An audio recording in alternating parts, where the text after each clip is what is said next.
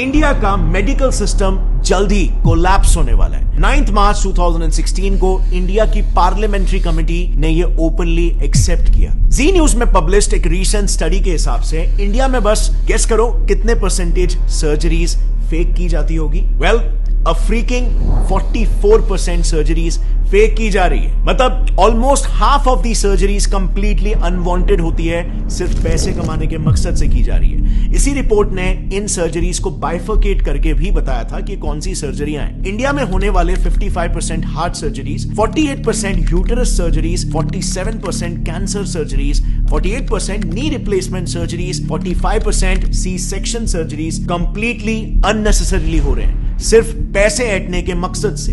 Reason सिर्फ और सिर्फ एक, कॉर्पोरेटाइजेशन ऑफ हॉस्पिटल्स, यानी कि हॉस्पिटल्स को भी कॉर्पोरेट कंपनीज की तरह टारगेट और प्रॉफिट सेंट्रिक बना देना। एक काफी इंटरेस्टिंग रिसर्च पेपर है जिसमें रिसर्चर्स ने महाराष्ट्र के टॉप हॉस्पिटल्स के 43 specialist doctors, senior government x officials और कॉर्पोरेट हॉस्पिटल्स के मैनेजर्स को तक इंटरव्यू किया, ताकि वो इन हॉस्पिटल्स में जो कंपनीज की तरह ही टारगेट बेस्ड स्ट्रक्चर चल रहा है उसे पब्लिकली एक्सपोज कर पाए।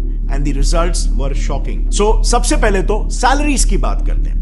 रिसर्च में पार्टिसिपेट किए रिस्पोंडेंट्स का यह कहना था कि हॉस्पिटल्स में काम कर रहे डॉक्टर्स की सैलरीज में बहुत ह्यूज डिफरेंस होता है। इतना ज्यादा कि न्यूबी डॉक्टर्स को 1 लाख पर मंथ की सैलरी मिलती है, लेकिन सीनियर डॉक्टर्स को 1 करोड़ पर मंथ तक भी ये सैलरी पहुंच जाती है। अब सवाल यहां पर यह आता है कि इतना बड़ा डिफरेंस क्यों? क्योंकि डिफरेंस इनके टारगेट्स में भी होता है। एक सीनियर ऑप्थेल्मोलॉजिस्ट का यह कहना है कि उन्हें एवरी मंथ 1000 पेशेंट्स को कैसे भी करके हाई एंड ट्रीटमेंट्स में कन्वर्ट करना पड़ता है। इसी पर एक और गायनेक रिस्पोंडेंट का कहना यह था कि मंथ एंड में टारगेट्स का प्रेशर काफी बढ़ जाता है, जिसके लिए उन्हें कैसे भी करके आउट पेशेंट्स यानी कि ओपीडी पेशेंट्स को भी बिना मतलब के हॉस्पिटलाइज करना ही पड़ता है, और नतीजा ज्यादा से ज्यादा सर्जरीज रेकमेंड करके टारगेट्स मीट किए जाते हैं, क्योंकि टारगेट ही यहां पर 1000 पेशेंट है।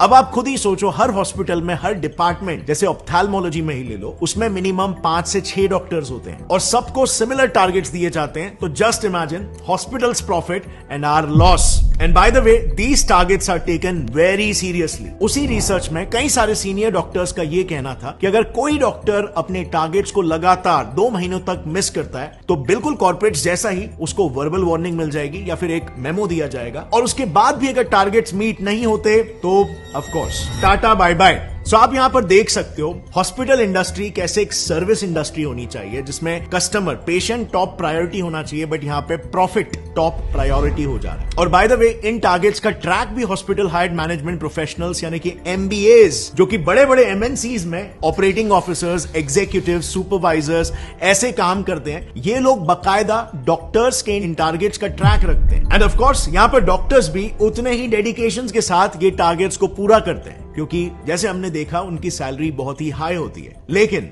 उनका ये high paying job mostly contractual basis पर होता है, एंड सो उस कॉन्ट्रैक्ट को रिन्यू कराने के लिए और उनका न्यू पे स्केल डिसाइड करने के लिए उनके पिछले साल के टारगेट्स को देखा जाता है, जो अनफॉर्चुनेटली इन डॉक्टर्स को फोर्स कर देता है इलीगल स्कैम्स तक करने के लिए। नाउ, मेडिकल फील्ड के इलीगल प्रैक्टिसेस को थरली समझने के लिए हमने ये सारा इंफॉर्मेशन 2 काफी प्रोमिनेंट डॉक्टर से लिया है।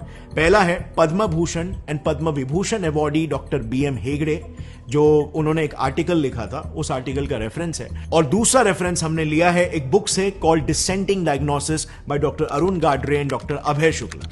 लेकिन काफी ढूंढने के बावजूद भी हमें यह बुक ऐसे पब्लिकली अवेलेबल नहीं मिली, लेकिन हमें बिजनेस इनसाइडर का एक आर्टिकल मिल गया जिसमें उस बुक के कुछ मेन एक्सर्प्ट्स अवेलेबल है। Starting with the first scam, जो इतना घिनौना है कि इंसानियत भी काइंड ऑफ शर्मा जाए। Keeping dead patients alive.